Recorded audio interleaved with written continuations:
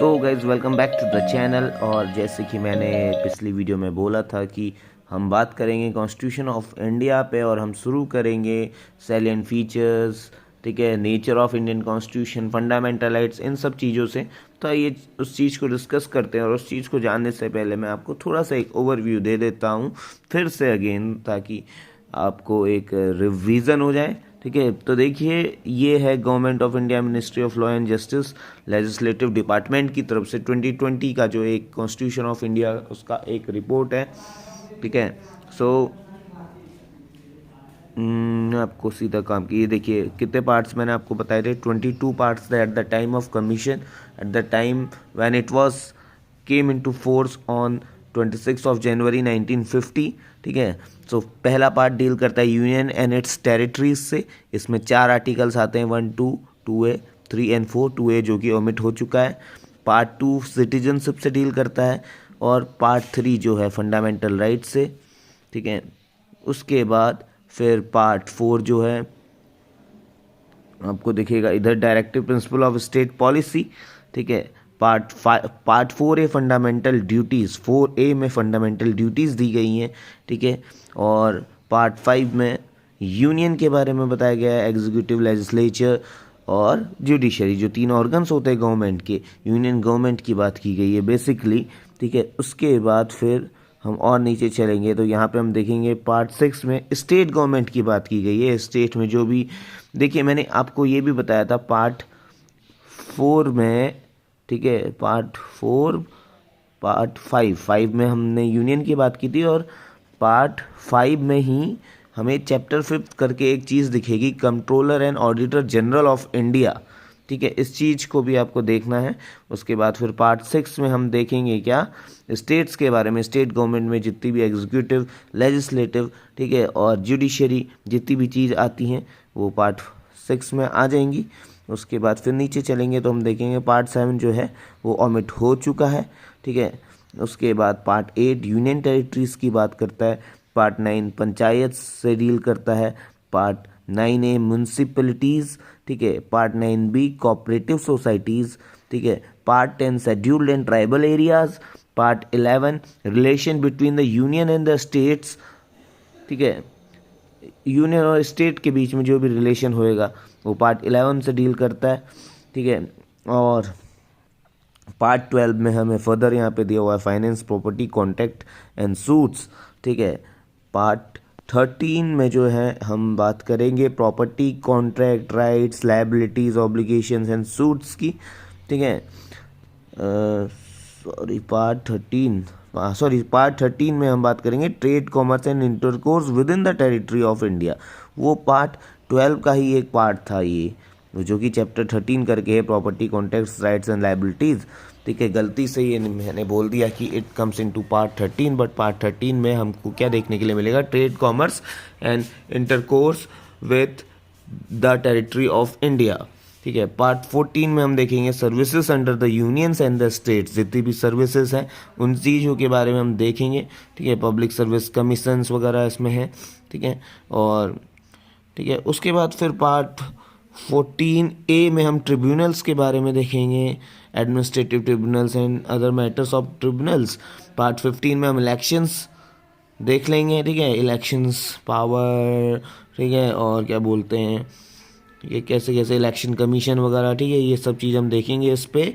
और पार्ट 16 में हमको देखेंगे special provisions relating to certain classes like reservation for seats of SC ST। ठीक है, जितनी भी हमारी रिजर्व सीट्स हैं, यानी कि रिजर्व माइनॉरिटीज़ के लिए जितना भी रिजर्वेशन वगैरह दिया गया है वो सब इस चीज़ में हम देखेंगे। ठीक है, एंग्लो इंडियन कम्युनिटी, ये सब आपको दिख रहा होगा आपकी स्क्रीन पे। ठीक है, पार्ट 17 में हम देखेंगे ऑफिशियल लैंग्वेज। ठीक है, उसके बाद जैसे जैसे आगे बढ़ते रहेंगे हम सीधा सीधा इसमें सब चीज़ को एक एक करके एलोब्रेट करेंगे। बने रहिए चैनल पे, सब्सक्राइब कीजिए, लाइक करें। पार्ट 17 पे ऑफिशियल लैंग्वेज, पार्ट 18 पे इमरजेंसी प्रोविजंस, पार्ट 19 पे ये मिसलेनियस करके आप देख रहे हैं, part 20 amendment of the constitution. ठीक है, देखिए पार्ट 19 जो मिसलेनियस है ये सर्टेन प्रोविजंस प्रोवाइड करता है, protection of president and governor and राजमुक्स like this, protection of publication, parliament and state legislatures, ठीक है, या फिर disqualification of appointment, disqualification for appointment on remunerative political post. ठीक है, किसी भी चीज़ को रिमूव करना हो, कोई भी स्टेट्यूटरी ऑफिसर, या इसको रिमूव करने के लिए हमें मिसलेनियस में दिया हुआ है पार्ट 20 में अमेंडमेंट ऑफ द कॉन्स्टिट्यूशन। ये बहुत इंपॉर्टेंट है गाइज, आर्टिकल 368। ठीक है, इस पर कंट्रोवर्सी भी हुई है, इस पर केस लॉ भी है। ठीक है, ठीक है, कैन, ये देखिए बेसिकली पार्लियामेंट के पास पावर है to amend the any law. ठीक है, लॉ को रिपील करना, अमेंड करना है, पार्लियामेंट का काम है। तो क्या अमेंडमेंट ऑफ कॉन्स्टिट्यूशन हो सकता है? ये हमें पार्ट 22 में दिया हुआ है, सॉरी 20 में दिया है। फिर पार्ट 21 में हमें temporary, transitional and special provisions दिए हुए हैं। ठीक है, तो इन सब चीज़ के बारे में हम धीरे धीरे अध्ययन करेंगे। ठीक है, देखिए पार्ट 21 में और क्या क्या दिया है इंपॉर्टेंट चीज़ जो मुझे दिख रही है। प्रोविजंस एज टू जजेस of high courts, provisions as to public service commissions. ठीक है, तो ये चीज़ हम देखेंगे with the pace of time. ठीक है, पार्ट 22 में short titles, commencement, authoritative text in India and repeals. ठीक है, अब आप देख रहे हैं पार्ट 22 जो है यहाँ पे फिनिश हो चुका है। ठीक है, अब टोटल जो है हमारे पास पार्ट, मैंने आपको बताया था एट प्रेजेंट वी है पार्ट 25। अब वो 25 इस फॉर्म में नहीं है कि मतलब क्या बोलते हैं ये कि 23, 24, 25 करके होगा। तो 23, 24, 25 करके ऐसा सच कुछ नहीं है। ठीक है, वो जैसे कि मैं 21 किस में, एक चीज़ में मैं देखा था 21A में था शायद, या कुछ था ऐसा नहीं, सॉरी वो अपना फंडामेंटल ड्यूटीज़ पार्ट 4A। ठीक है, तो ऐसे करके जो है टोटल 25 पार्ट्स अभी प्रेजेंट पे हैं। ठीक है, तो यहाँ पे हमारा कॉन्स्टिट्यूशन पार्ट्स फिनिश हो जाता है 395 आर्टिकल्स के संग। और आप ये भी देख रहे हैं कि इसमें कोई 396, 397, 3 इससे ज़्यादा आर्टिकल्स नहीं है। जैसे कि मैंने बताया था at present there are near by 470 articles. तो ऐसे करके 470 आर्टिकल्स नहीं होंगे, इसी में जुड़ जाएंगे वो। किसी में मान लीजिए जैसे ये है, देखिए आप ये 370, 371, 371A, 371B, 371C, 371D। ठीक है, 371E। तो ये सब ऐसे करके अगर हम इनको काउंट करेंगे तो ये जो हमारे आर्टिकल्स हैं तो ये 470 के आसपास हमें आज एट प्रेजेंट देखने के लिए मिलेंगे। विद रिस्पेक्ट ऑफ टाइम ये जुड़ते गए, कुछ हटते गए, अमेंड और रिपील होते गए। ठीक है, तो ये हमारा कॉन्स्टिट्यूशन यहाँ पे ऐसे फिनिश हो जाएगा। और फिर मैंने आपको बताया था क्योंकि during the commencement, during at the time of 1950, 26 जनवरी 1950 when it was enacted in the entire India. ठीक है, so there was how many schedules? There were 8 schedules. और अभी प्रेजेंट में कितने हैं? 12 शेड्यूल्स हैं। ठीक है, सो शेड्यूल 1 स्टेट्स के बारे में बात करता है। शेड्यूल 2 जो है, फर्स्ट शेड्यूल में स्टेट और यूनियन टेरिटरीज की बात है। शेड्यूल 2 में आपको दिख रहा है 5 पार्ट्स में डिवाइडेड है। ठीक है, provisions as to the president and governor of state. Part B इसका ओमिट हो चुका है। पार्ट सी में ये आपको दिख रहा है provision of speaker and deputy speaker. ठीक है, ऐसा फला।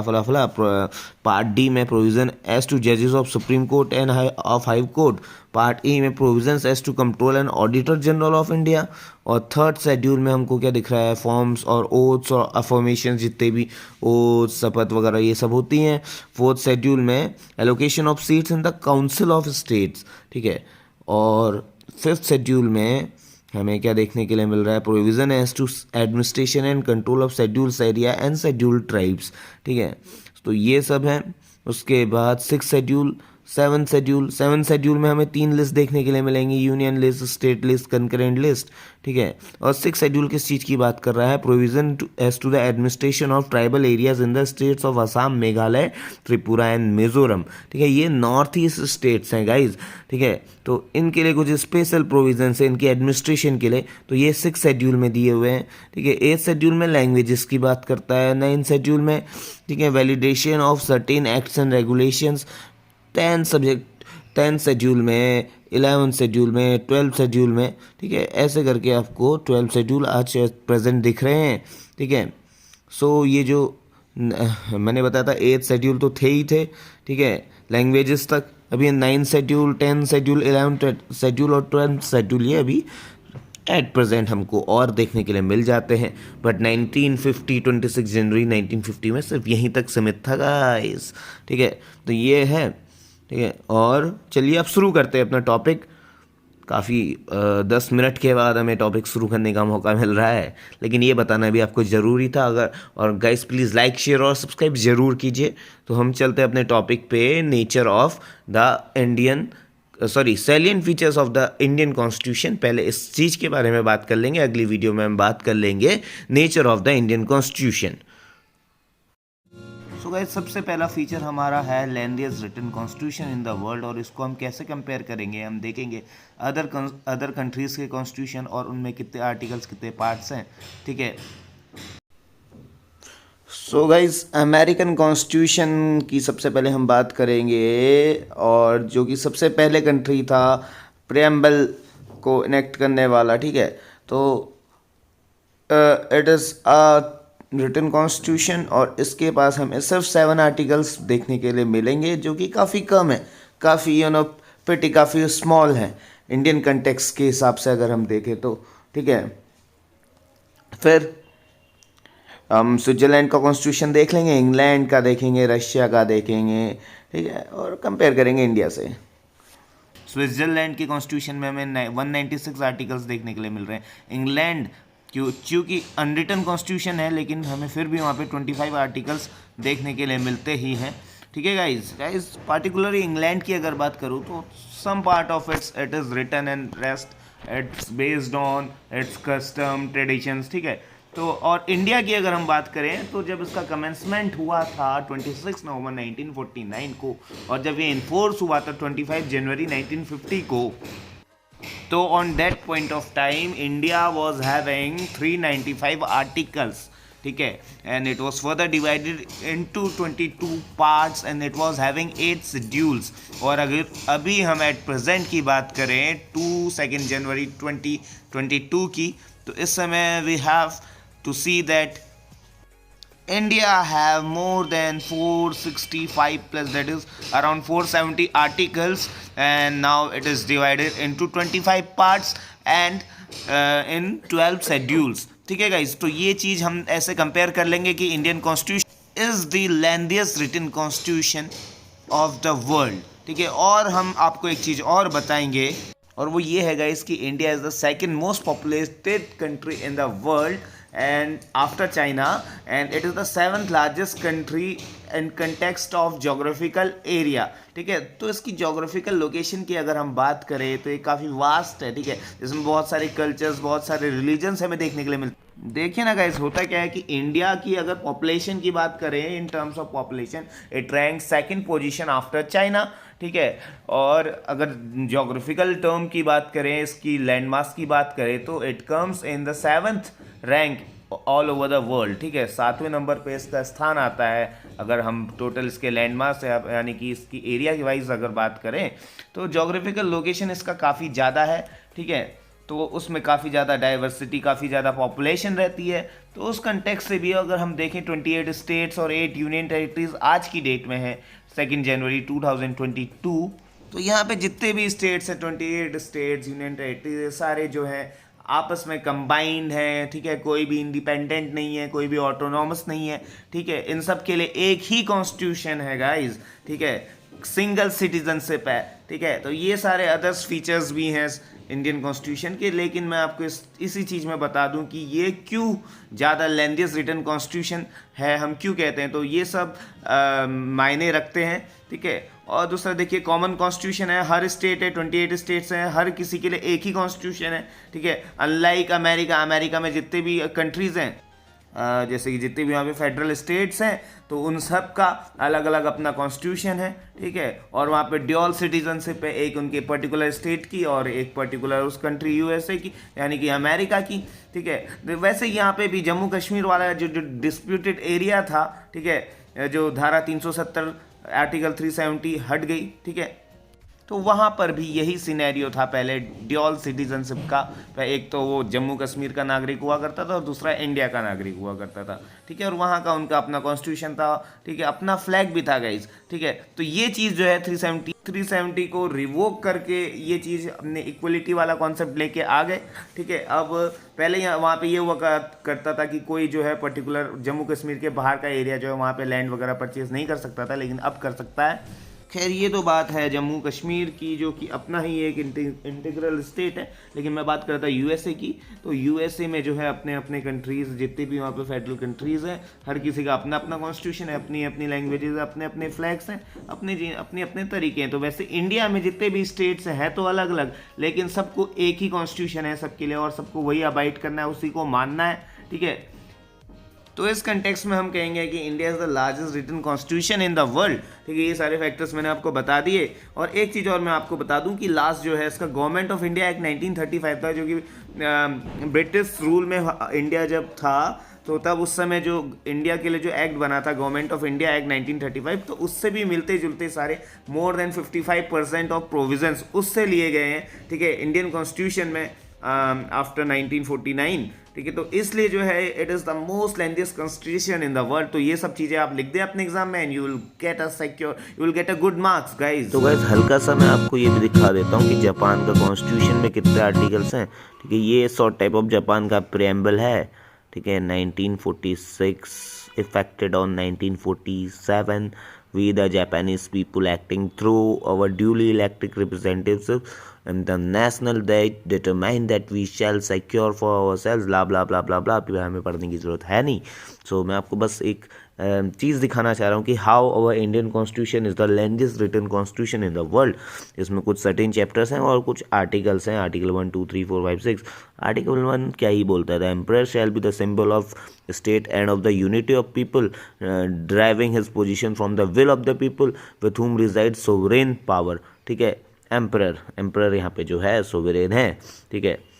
और फिर धीरे धीरे हम देखेंगे हमें कितने आर्टिकल्स देखने के लिए मिल रहे हैं। आर्टिकल देखिए, चैप्टर 7 में फाइनेंस से रिलेटेड आर्टिकल्स आ गए, चैप्टर 8 में लोकल सेल्फ गवर्नमेंट की बात आ गई, ठीक है। Chapter 9, chapter 10, chapter 11, chapter 11 11 chapter है, और यहाँ पे टोटल 103 आर्टिकल्स है गाइज, ठीक है।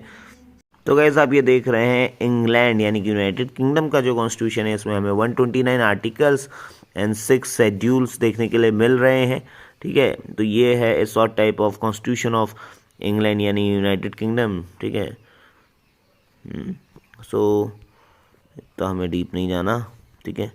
और हाँ दोस्तों, एक चीज़ और, हम कहते हैं कि इंग्लैंड इज़ अनरिटन कॉन्स्टिट्यूशन, ठीक है। England has unwritten constitution. Unwritten का मतलब गाइज ये नहीं होता है कि यहाँ पे कुछ चीज़ लिखी हुई नहीं है, सारी चीज़ कस्टम से आती हैं, सारे लॉस कस्टम से, पुरानी जितनी भी इनकी ट्रेडिशंस वगैरह हैं, इन सब चीज़ों से उभर के आती हैं। ऐसा कुछ नहीं है, कुछ पार्ट्स यहाँ पे जो हैं लिखे हुए हैं, और बाकी सब जो है कस्टम्स रीति रिवाजों से मिलते जुलते मेल खाते हैं, उनसे ही चीज़ें यहाँ पे लॉज बनती हैं, ठीक है। अनरिटन का मतलब ये नहीं होता कि कुछ लिखा ही नहीं है।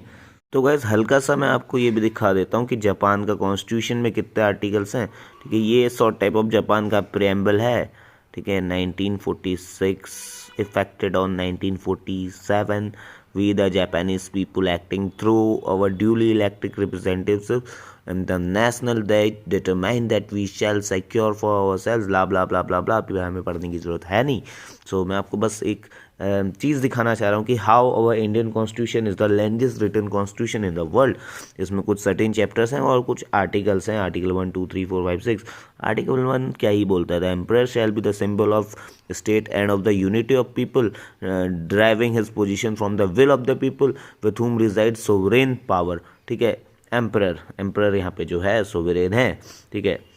और फिर धीरे धीरे हम देखेंगे हमें कितने आर्टिकल्स देखने के लिए मिल रहे हैं। आर्टिकल देखिए, चैप्टर 7 में फाइनेंस से रिलेटेड आर्टिकल्स आ गए, चैप्टर 8 में लोकल सेल्फ गवर्नमेंट की बात आ गई, ठीक है। Chapter 9, chapter 10, chapter 11 chapter 11 11 chapter है, और यहाँ पे टोटल 103 आर्टिकल्स है गाइज, ठीक है। तो गैस ओवरऑल ये है कि the constitution of India is in written form as well as it is the lengthiest constitution of the world.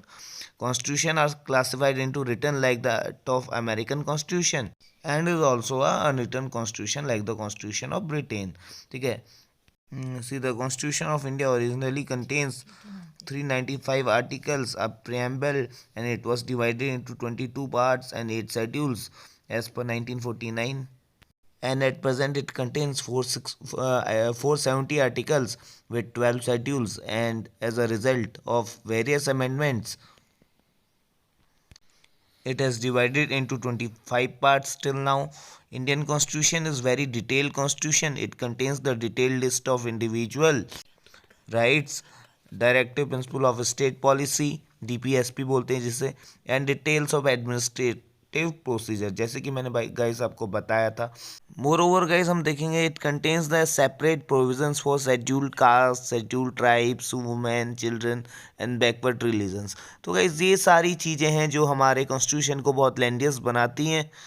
तो गाइस अगर इतना आप अपने एग्जाम में लिख देते तो I am definitely sure that you will gain a good marks. So guys second feature अब हम देखेंगे unique blendness of rigid and flexibility. Rigid भी है कॉन्स्टिट्यूशन और फ्लेक्सिबल भी है. तो गाइस ये हमारा सेकंड फीचर है unique blend of rigidity and flexibility.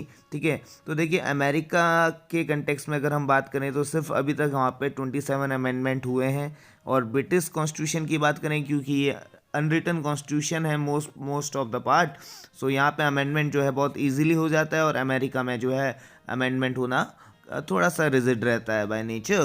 देखिए अगर कभी भी यहाँ पे अमेंडमेंट होना होएगा तो क्या होता है कि स्पेशल मेजोरिटी चाहिए होती है, एब्सोल्यूट मेजोरिटी चाहिए होती है, और रेटिफिकेशन ऑफ स्टेट भी यहाँ पे चाहिए होता है. ठीक है. तब जाके कहीं यहाँ पे अमेंडमेंट होता है.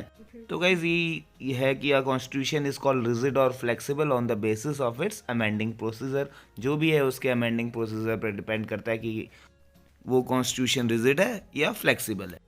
तो आइए अब देखते हैं इंडियन कॉन्स्टिट्यूशन कैसे ब्लेंडनेस है रिजिडिटी और फ्लेक्सिबिलिटी का.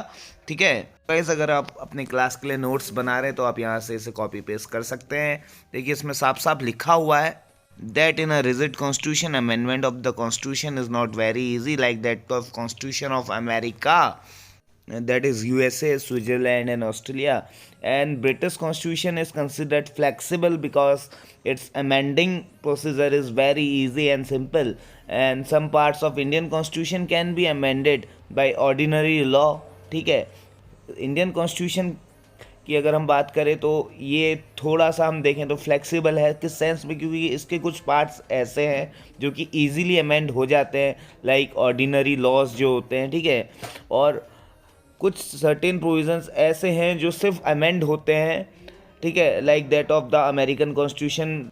देखिए रिजिडिटी इस बेस पे है कि कुछ जो बिल्स होते हैं वो तभी पास होते हैं जबकि वो दोनों हाउस ऑफ पार्लियामेंट में पास कराए जाते हैं. ठीक है. By a majority of total membership of that house and by a majority of not less than 2/3 of the members of that house present and voting. ठीक है. 2/3 गाइज. ठीक है. फिर उसके बाद hence Indian constitution is moderate. कहने का मतलब सिंपली ये है कि ये रिजिडिटी और फ्लेक्सिबिलिटी दोनों फीचर्स एक साथ होल्ड करता है. It is neither fully rigid nor flexible. Some amendments are also required to be ratified by the legislatures of not less than 1/2 of the states before being presented to the president for his assent. ठीक है guys. जैसे कि मैं already explain कर चुका. अब कुछ amendment करने से पहले किसी पर्टिकुलर केसेस में उस पर्टिकुलर स्टेट्स की अनुमति लेनी भी तो ज़रूरी है ना, वरना ऐसे तो अराजकता फैल जाएगी ना. सेंटर यानी कि यूनियन कभी भी कहीं पे भी कुछ भी अमेंड कर देगा बिना स्टेट्स के पूछे हुए. ठीक है. इसलिए स्टेट का रेटिफिकेशन यहाँ पे मस्ट है. ठीक है.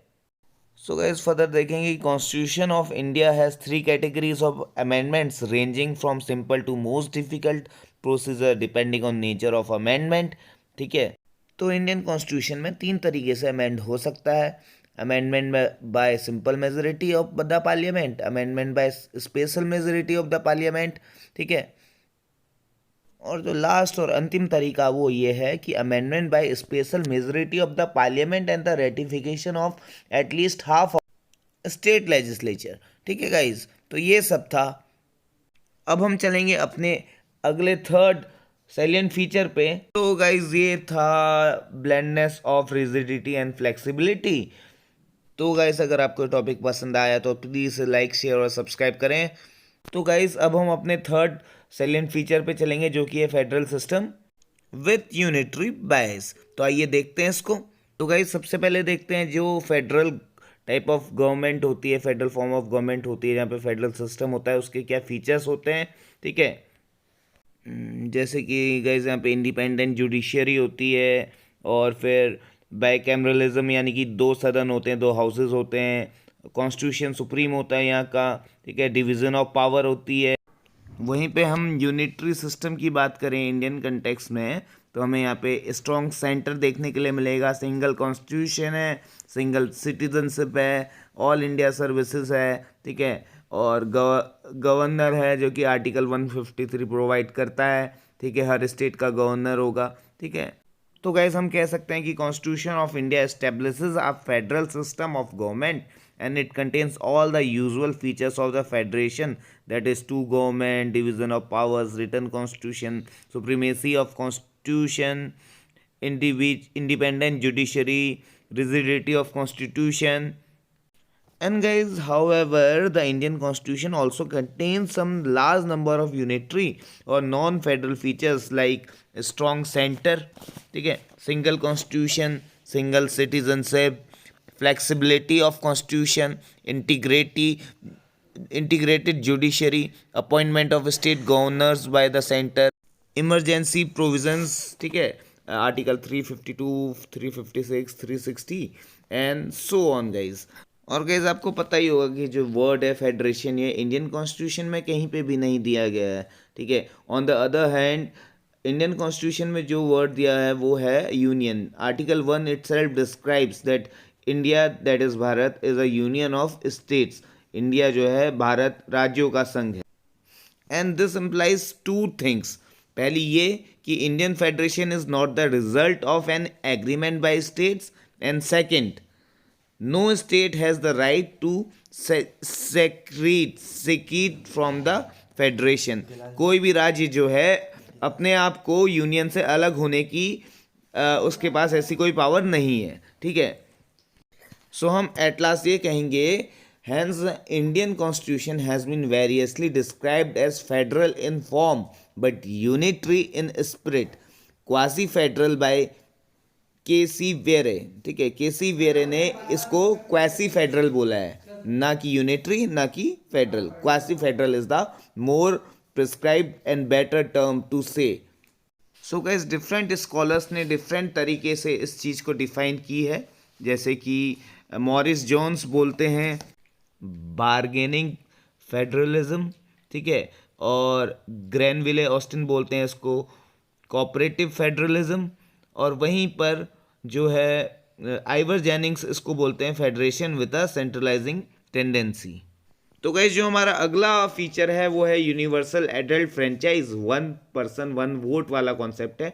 तो ये जो भाई साहब आपको आपकी स्क्रीन पे दिख रहे हैं, ये during the time of independence ये हमारा मजाक बनाया करते थे, क्योंकि ड्यूरिंग द टाइम ऑफ 1947 हमारे पास इतनी लिटरेसी रेट तो थी नहीं, तो ये लोग हमको अनपढ़ बोलते थे। खासकर ये भाई साहब, विंस्टन चर्चिल नाम है इनका। इनका कहना ये था कि ये लोग तो इतने पढ़े लिखे हैं नहीं, अनपढ़ हैं, तो ये लोग क्या देश चलाएंगे। ठीक है, तो गाइज ये काफ़ी डीप बात है, काफ़ी इम्पोर्टेंट बात है जो इसने बोली थी। सो गाइज 1947 के टाइम पे हमारे पास सिर्फ 7% लिटरेसी रेट हुआ करती थी। ठीक है, तो ये जो है चर्चिल भाई साहब इस चीज़ को लेके हमें काफ़ी जो है हमारी काफ़ी मजाक बनाया करते थे। तो ये इस बात को लेके जो हमारे आदरणीय भीमराव अंबेडकर जी हैं, तो इनने बोला कि we have enough trust to the wisdom of masses. ठीक है, कि हमारे लोग ऐसे भी नहीं है कि उनको वोट करना ना आए। ठीक है, इलेक्शन में पार्टिसिपेट करना ना आए। ठीक है, तो हमारे लोग काफ़ी समझदार है, तो इन्होंने काफ़ी बोल्ड स्टेप उस समय लिया था। मोर ओवर मैं आपको बता दूंगा, इस during British Raj we don't have any type of universal adult franchise, only limited adult franchise was there. ठीक है। सो जो ये यूनिवर्सल एडल्ट फ्रेंचाइज का कॉन्सेप्ट है, ये इक्वलिटी फॉर माइनॉरिटी पीपल्स और रिस्पेक्ट सब जनों के लिए ये चीज़ लेके आता है। हर किसी को अपने पसंद के व्यक्ति को चुनने का अधिकार है as a leader. So guys ये है यूनिवर्सल एडल्ट फ्रेंचाइज का concept, 1 person 1 vote। The Indian constitution adopts universal adult franchise as a basis of elections to the Lok Sabha and the state legislative assemblies. And every citizen who is not less than 18 years of age, हर वो व्यक्ति जो 18 साल की 18 आयु की उम्र से या उसके बराबर है, उसको राइट टू वोट है, और वो भी without any discrimination of caste, race, religion, sex, literacy, wealth and so on guys. And the voting age was reduced to 18 years from 21 years in the year 1989। जो वोटिंग एज थी वो 21 साल से घटा के 18 साल कर दी गई 1989 में, ठीक है, by the 61st constitutional amendment act of 1988, ठीक है गाइस। तो क्योंकि गाइस वीडियो की लेंथ काफ़ी लंबी हो रही है, तो जो बाकी के इसके सैलिएंट फीचर्स हैं जैसे कि fundamental rights, fundamental duty, directive principles of state policy, parliamentary form of government, single citizenship, secular state, special provisions for people belonging to schedule caste and schedule tribes. फिर हम देखेंगे सिंगल जुडिशरी या फिर integrated judiciary, उसके बाद 3 tier government, फिर emergency provisions भी हमें देखने के लिए मिलेंगे और इंडिपेंडेंट बॉडीज़, और ये हमारे सैलिएंट फीचर्स फिनिश, ठीक है गाइज। और इन सारे सैलिएंट फीचर्स को हम मोर एलोबरेटली नेक्स्ट पार्ट में हम इसको कवर कर लेंगे। Due to lack of time, समय के अभाव के कारण मुझे ये वीडियो यहीं तक सीमित करनी पड़ रही है। सो गाइज़, इस वीडियो को अगर आपने अच्छे से देखा है, आपको पसंद आई, आपको कुछ सीखने को मिला, तो इसको लाइक, शेयर और सब्सक्राइब करना ना भूलें। और guys, thank you so much for watching till the end, and guys बने रहिए इस चैनल में, लाइक, शेयर और सब्सक्राइब करना ना भूलें।